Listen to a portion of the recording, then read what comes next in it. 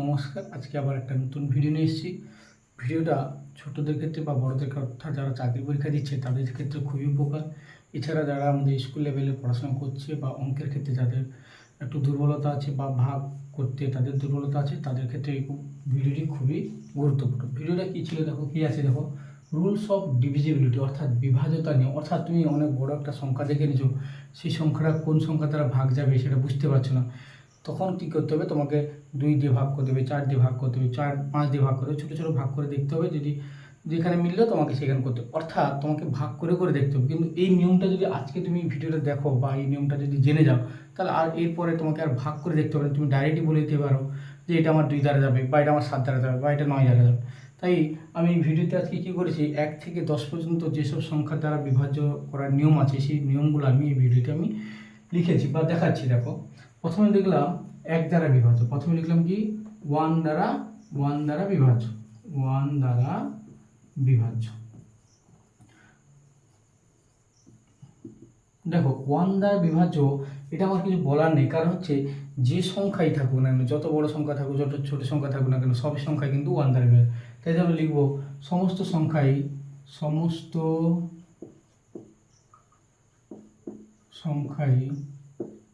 1 দ্বারা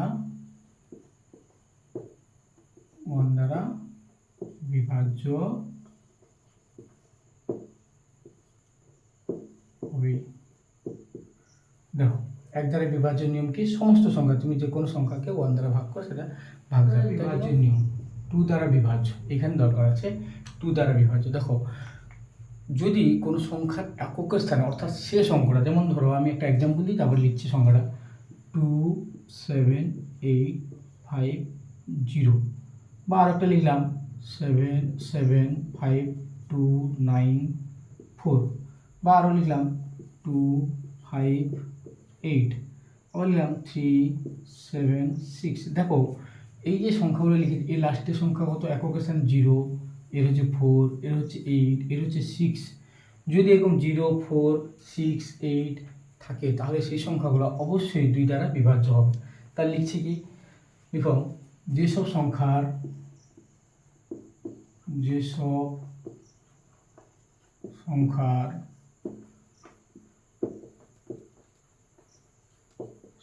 অঙ্ক 0, শেষ অঙ্ক অর্থাৎ একক স্থানীয় অঙ্ক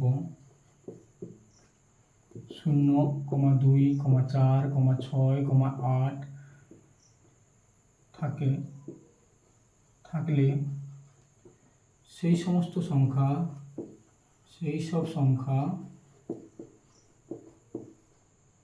2 দ্বারা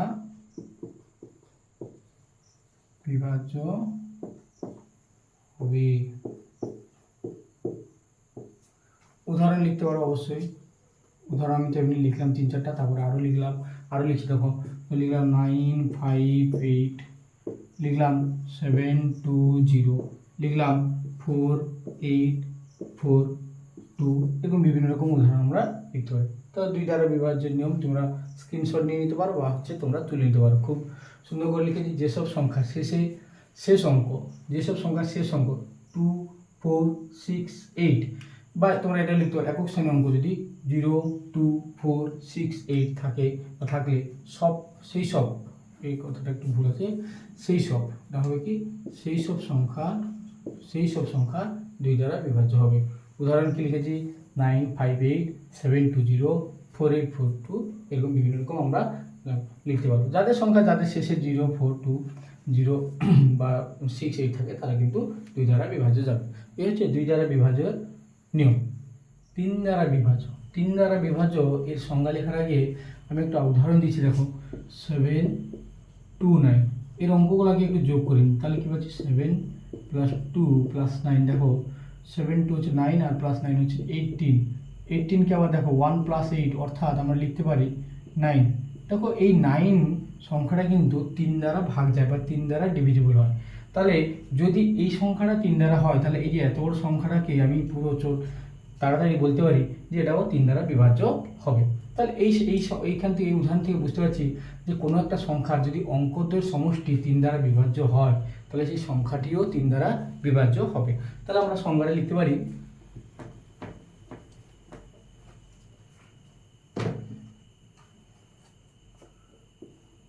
যে সকল সংখ্যার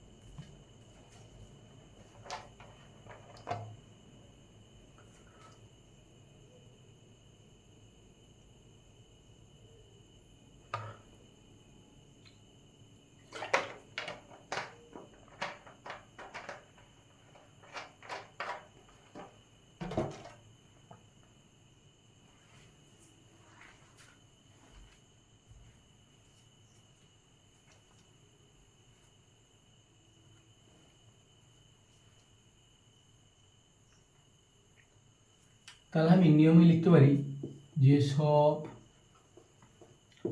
সংখ্যার অঙ্কগুলির সমষ্টি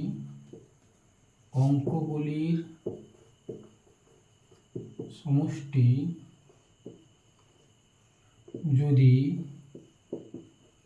3 দ্বারা বিভাজ্য হয় তাহলে সেই সংখ্যাটিও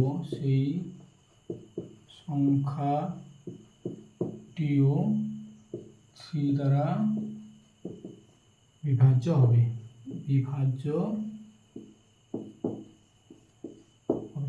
তোমরা তুলে নিতে পারো, লেখো যে যেসব সংখ্যার অঙ্কগুলির সমষ্টি যদি 3 দ্বারা বিভাজ্য হয় তাহলে সেই সংখ্যাটিও 3 দ্বারা বিভাজ্য হবে। তাহলে আমি উদাহরণ দিয়ে আরো একটা উদাহরণ দেখাচ্ছি। দেখো 7524, দেখো আমি কি বললাম, এই যে সংখ্যাটা তার অঙ্কগুলো কি কি আছে, 7524, একে যোগ করলাম, তাহলে 7 + 5 + 2 + 4, দেখো কি পাচ্ছি, 7 5 12 12 2 হচ্ছে 14 14 4 18, 18 মানে হচ্ছে কি 1 + 8 দ্যাট ইজ 9। এই 9 দেখো, এই 9 হচ্ছে 3 দ্বারা ডিভিজিবল, 3 দ্বারা বিভাজ্য। তাহলে এই 9 যদি 3 দ্বারা বিভাজ্য হয় তাহলে এই যে এত বড় সংখ্যাটা আমি ভাগ না করে একদম মুখে মুখে বলতে পারি যে হ্যাঁ এটাও, এই 7524 সংখ্যাটাও 3 দ্বারা বিভাজ্য হবে। তাহলে 3 দ্বারা বিভাজ্য বোঝা গেল, এবং তোমরা তুলে নাও ভালো করে। সেই 4 দ্বারা বিভাজ্যের নিয়ম কি লিখেছি দেখো, যেসব সংখ্যার শেষ দুটি অঙ্ক, এই দেখো লেখাটা, শেষ দুটি অঙ্ক অর্থাৎ একক স্থানীয় এবং দশক স্থানীয় অঙ্ক যদি 4 দ্বারা বিভাজ্য হয় তাহলে সেই সংখ্যাটিও 4 দ্বারা বিভাজ্য হবে। অর্থাৎ আমি একটা উদাহরণ লিখছি, দেখো 2 7 8 4, দেখো এই যে সংখ্যাটা লিখলাম এই সংখ্যার শেষ দুটো অঙ্ক কি, তো 84 চারের নামটাই আছে, হ্যাঁ অবশ্যই আছে। 21 4 যা হচ্ছে 84, তাহলে যদি এটা 4 দ্বারা বিভাজ্য হয় তাহলে এই যে এত বড় সংখ্যাটাও কিন্তু 12784 সংখ্যাটাও 4 দ্বারা বিভাজ্য হবে। অর্থাৎ তাহলে আরও একটা উদাহরণ দিচ্ছি, দেখো ধরো আমি নিলাম 8 7 2 9 6, দেখো এই যে এত বড় সংখ্যাটা 4 দ্বারা বিভাজ্য নয়, তোমাকে ভাগ করতে হতো, ভাগ করে দেখতে হতো, কিন্তু আর ভাগ করবো না। এই যে 96 জানি যে আমি 4 দ্বারা, অর্থাৎ 24-এর টেবিলে দেখিয়েছি 24 4 যা হচ্ছে 96, অর্থাৎ যদি আমি এই 96 দেখতে পাই যে 4 দ্বারা ডিভিজিবল হচ্ছে তাহলে কিন্তু এই যে এত বড় সংখ্যাটাও আমি তাড়াতাড়ি বলতে পারবো যে এটিও 4 দ্বারা বা 4 দ্বারা ডিভিজিবল হবে। এই হচ্ছে 4 দ্বারা বিভাজ্যতার নিয়ম, তোমরা কিন্তু এটা তুলে নিতে পারো। এর উদাহরণ আরও অনেক আছে, এটা কিন্তু ভালো করে স্ক্রিনশট নিয়ে নাও বা তুলে নাও। দেখো এরপরে যে বিভাজ্য নিয়মটা লেখাবো বা বলবো সেটা আমরা ছোটোবেলা থেকে জানি, আমরা খুবই সোজা একটা বিভাজ্য নিয়ম। বলছে 5 দ্বারা বিভাজ্য। 5 দ্বারা বিভাজ্য নিয়ম কি দেখো, একদম এটা সংজ্ঞা লিখতে হবে না, শুধু মনে রাখবে যেসব সংখ্যার শেষে 0 অথবা 5 যদি থাকে তাহলে সেই সংখ্যাগুলি 5 দ্বারা ভাগ যাবে। উদাহরণ দিলে তোমরা বুঝতে পারবে। দেখো ধরো আমি একটা নিলাম 2 7 8 0, 12টা নিলাম 5 9 7 5। দেখো এই যে সংখ্যাগুলো লিখলাম, এই সংখ্যার শেষে কত 0, এই সংখ্যার শেষে কত 5। যদি এরকম 0 বা 5 থাকে তাহলে তুমি বলতে পারবে যে এটি হচ্ছে 5 দ্বারা বিভাজ্য হবে। তাই জন্য সংখ্যাটা লেখার দরকার নেই, শুধু মনে রাখবে যে যেসব সংখ্যার শেষে 0 এবং 5 থাকে তারাই শুধু 5 দ্বারা বিভাজ্য হবে। তাহলে এটা একদম খুবই সোজা। দেখো এরপরে যে 6 দ্বারা বিভাজ্যটা লিখবো বা জানবো, এখানে দেখো লিখেছি আমি যেসব সংখ্যা 2 এবং 3 দ্বারা বিভাজ্য হয় সেই সংখ্যাগুলি 6 দ্বারাও বিভাজ্য হবে। তাহলে আমরা একটা উদাহরণ নিই, উদাহরণ থেকে বুঝতে পারবে। দেখো আমরা 2 দ্বারা বিভাজিত নিয়ম এবং 3 দ্বারা বিভাজিত নিয়ম শিখে এলাম। 2 দ্বারা বিভাজিত নিয়ম কি, লাস্ট সংখ্যা হচ্ছে 0 2 4 6 8 যদি থাকে তাহলে সেটা 2 দ্বারা বিভাজ্য হবে। আর 3 দ্বারা বিভাজ্য নিয়ম শিখলাম কি, যদি তাদের অঙ্কগুলোর যোগফল 3 দ্বারা বিভাজ্য হয় তাহলে সেই সংখ্যাটাও 3 দ্বারা বিভাজ্য। তাহলে আমি একটা নিলাম, ধরো দেখো এখানে কি দেখবো, প্রথম হচ্ছে 2 দ্বারা ডিভিজিবল হচ্ছে না, দেখি 2 দ্বারা, দেখো লাস্টে 0 আছে অবশ্যই 2 দ্বারা যাবে। আবার 3 দ্বারা হচ্ছে না, দেখি 3 দ্বারা, তাহলে দেখো 2 1 কত 3, 3 9 কত 12, 12 মানে হচ্ছে 1 + 2 মানে 3, তাহলে 3 দ্বারাও যাচ্ছে। তাহলে আমি বললাম কি যে যদি লাস্ট সংখ্যা 0 আছে মানে 2 দ্বারা যাবে। আবার এই সংখ্যাগুলো যোগ করে দেখছি 3 দ্বারা যাচ্ছে, তাহলে এই যে 2190 এই সংখ্যাটা 6 দ্বারা ডিভিজিবল হচ্ছে। আর একটা আমরা এক্সাম্পল নিতে পারি। দেখো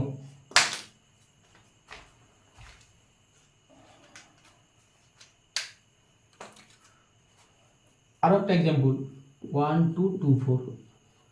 দেখো লাস্টে কি আছে 4 আছে, লাস্টে 4 মানে 2 দ্বারা ডিভিজিবল হবে। এবং এগুলো যোগ করি 1 + 2 3, 3 2 5, 5 4 যা 9, 9 9 হচ্ছে কি 3 দ্বারা ডিভিজিবল হবে। তাহলে এই যে পুরো সংখ্যাটা দেখছি 2 দ্বারাও যাচ্ছে 3 দ্বারাও যাচ্ছে, তাহলে আমি বলতে পারি যে এই 1 2 2 4 এই সংখ্যাটি হচ্ছে 6 দ্বারাও বিভাজ্য হবে। এই হচ্ছে 6। দেখো প্রথম কয়েকটা উদাহরণ দিয়ে আমি 7-এর বিভাজ্যতাটা বোঝাই, তারপরে আমি এর নিয়মটা লিখাবো। দেখো লিখলাম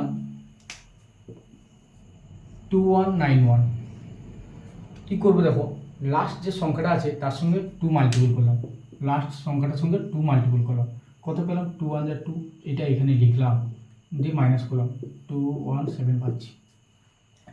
আবার দেখো এই যে লাস্ট ডিজিট 7 আছে তার সঙ্গে আবার 2 মাল্টিপল করলাম, আবার 2 মাল্টিপল করলাম, যেটা পেলাম সেটা এখানে লিখছি, তাহলে কত পেলাম 7। দেখো এই 7 দ্বারা ডিভিজিবল, তাহলে এই যে পুরো সংখ্যাটা 2191 এই সংখ্যাটাও আমার 7 দ্বারা ডিভিজিবল হবে।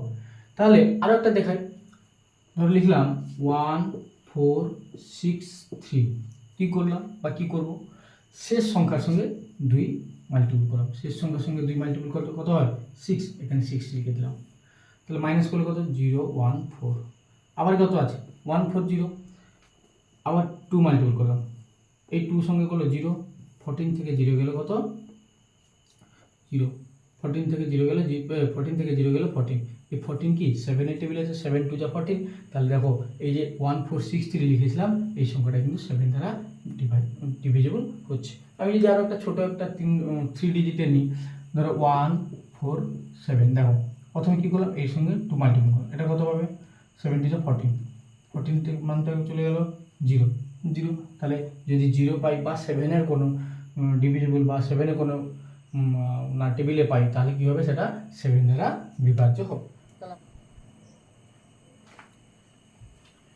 তাহলে দেখো 7 দ্বারা বিভাজ্যের নিয়ম কী লিখেছি দেখো, বলছে কোন সংখ্যার একক স্থানীয় অঙ্কের সাথে যদি 2 গুণ করে গুণফল সংখ্যাটির অবশিষ্ট অঙ্ক বিশিষ্ট সংখ্যা থেকে বিয়োগ করলে যদি বিয়োগফল 7 দ্বারা বিভাজ্য হয় তাহলে সেই সংখ্যাটিও 7 দ্বারা বিভাজ্য হবে। আবার বলছি দেখো কোন সংখ্যার একক স্থানীয় অঙ্কের সাথে 2 গুণ করে গুণফল সংখ্যাটির অবশিষ্ট মানে যেটা পড়ে থাকবে বাকি যে জিনিসগুলো ছিল সেখান থেকে যদি বিয়োগ করা হয় তাহলে যদি বিয়োগফল 7 দ্বারা বিভাজিত হয়ে যায় তাহলে সেই সংখ্যাটিও 7 দ্বারা বিভাজ্য হবে।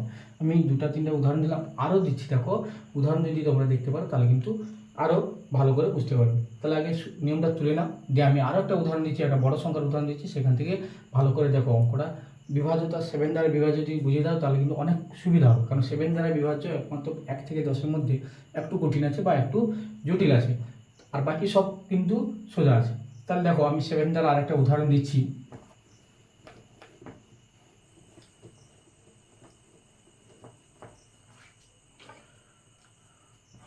ফোর 1 4 8 9।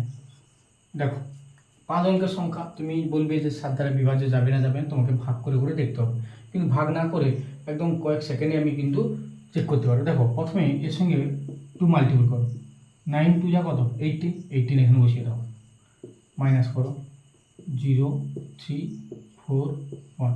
আবার দেখো এখানে কত হচ্ছে, 2 মাল্টিপল করো, 2 0 যা 2, কত পাচ্ছি 4 1 3। এখানে 2 লিখি, 4 2 যা 3 2 যা 6 35। দেখো এই 35 নামটা 7-এর টেবিলে আছে, 7 5 যা 35।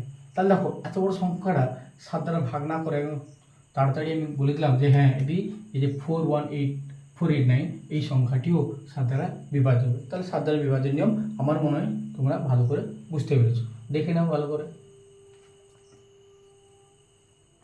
দেখো এরপর যেটা আসছি 8 দ্বারা বিভাজ্য।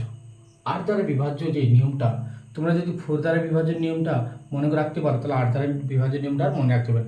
8 দ্বারা বিভাজ্যের নিয়ম দেখো 4 দ্বারা কী ছিল, বলছে শেষ দুটি অঙ্ক যদি মানে একক স্থানীয় দশক স্থানীয় অঙ্ক যদি দুটা যদি 4 দ্বারা বিভাজ্য হয় তাহলে যত বড় সংখ্যা থাকুক না কেন 4 দ্বারা বিভাজ্য। ঠিক একই রকম 8 দ্বারা বিভাজ্যের নিয়ম বলছে শেষ তিনটি অঙ্ক শেষ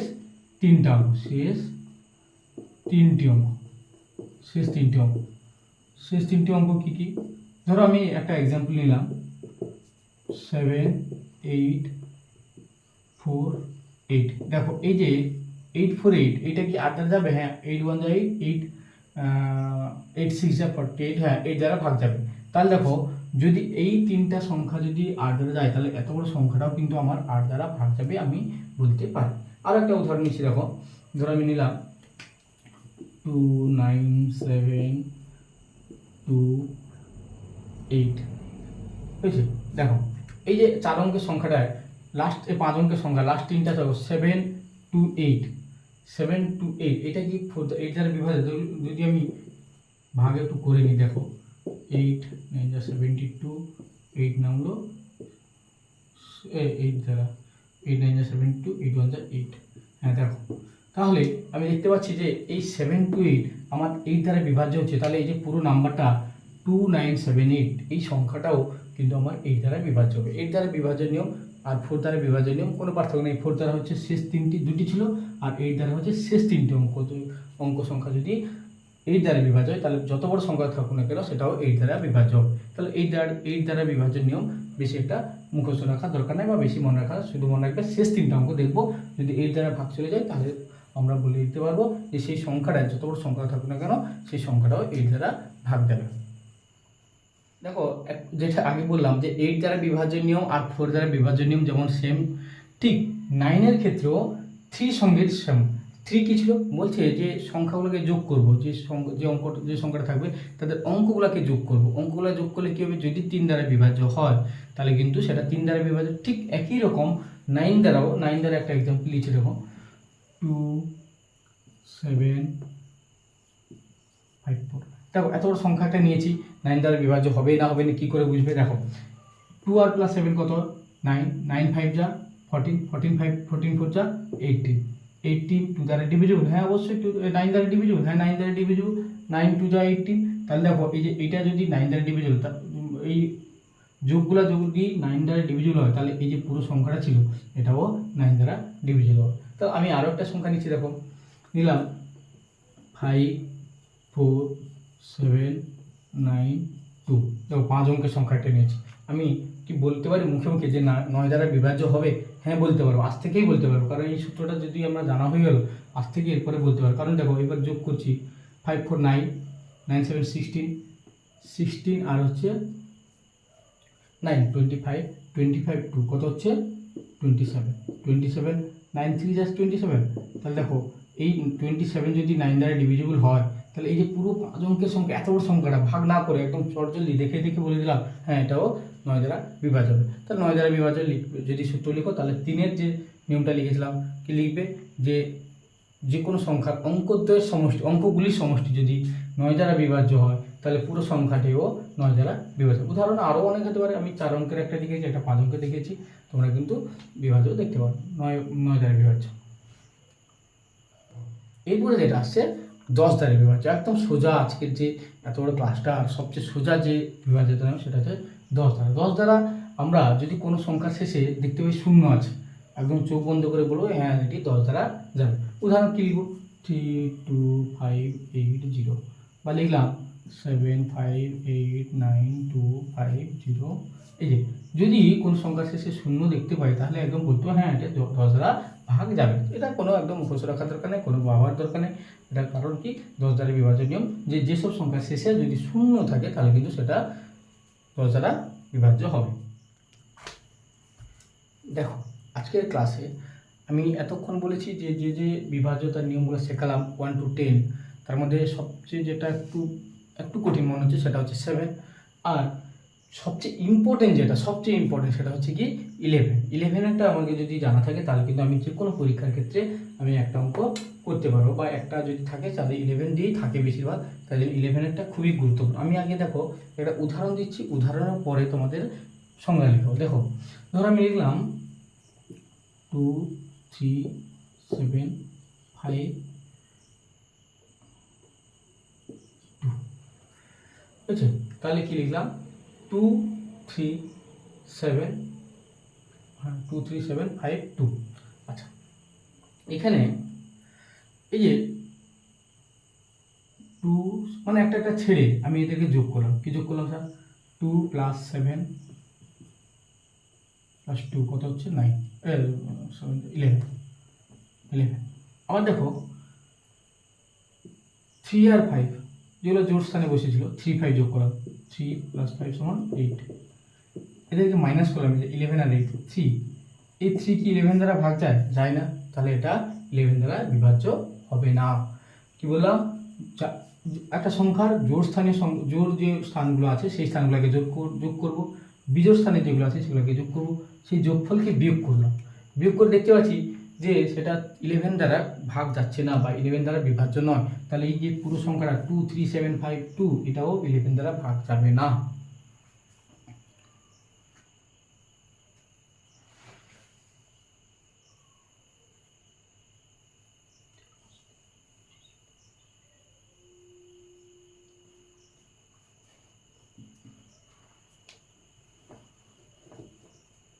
দেখো আমি আর একটা উদাহরণ দিচ্ছি, দেখো এর 1 প্লেসে কি আছে, 3 প্লেসে কি আছে, আর 5 প্লেসে দেখো 1 + 5 + 0 কত হচ্ছে 6।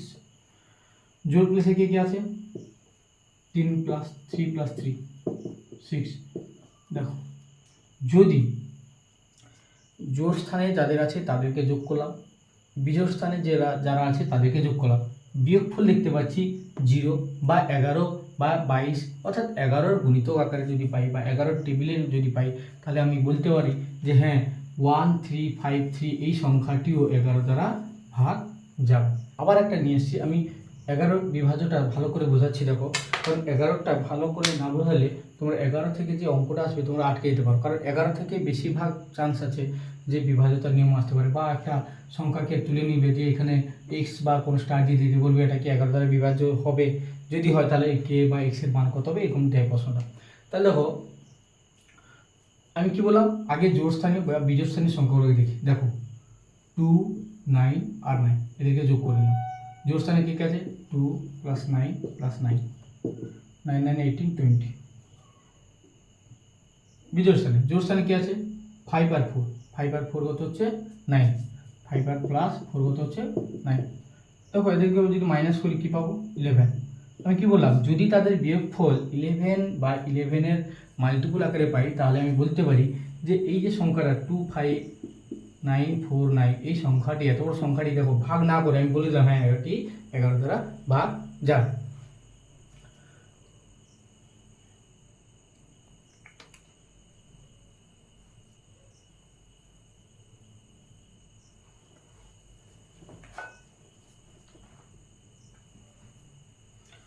দেখো 11 দ্বারা বিভাজ্যতার নিয়ম, আমি আরও একটা অঙ্ক অনেক বড় একটা টার্ম নিয়ে দেখাচ্ছি যে কী করে বিভাজ্যতা হচ্ছে বা 11 দ্বারা বিভাজ্য নিয়ম মনে রাখবে।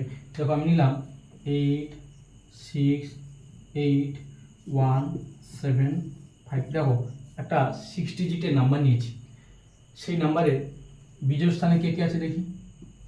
ও 8 8 7, কে কে 8 প্লাস 8 প্লাস 7 কত হচ্ছে 20 না 8 16 16 23 23। দেখো আবার জোড় স্থানে কে কে আছে 6 1 5 6 1 5 কত হচ্ছে 6 6 12। 23 থেকে 12 যদি মাইনাস করা হয় তাহলে পাবো কত 11।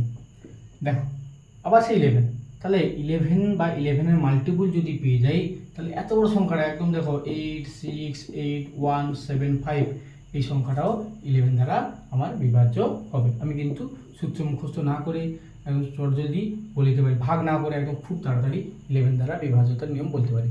তো আজকের ক্লাস এইটুকু থাকলো। বিভাজ্যতার নিয়ম তোমরা যত প্র্যাকটিস করবে তত কিন্তু ভাগের ক্ষেত্রে বা উৎপাদকের ক্ষেত্রে মৌলিক উৎপাদক যখন নির্ণয় করতে বলবে বা বের করতে বলবে তোমরা কিন্তু খুবই তাড়াতাড়ি করতে পারবে। যত বড় ভাগ থাকুক না কেন আমরা কিন্তু খুব তাড়াতাড়ি ভাগের নিয়ম বা ভাগের যে কোন সংখ্যা দিয়ে ভাগ যাবে সেগুলো কিন্তু আমরা বলতে পারবো। আজকের ক্লাস এই পর্যন্ত। ভালো থাকবে, সুস্থ থাকবে।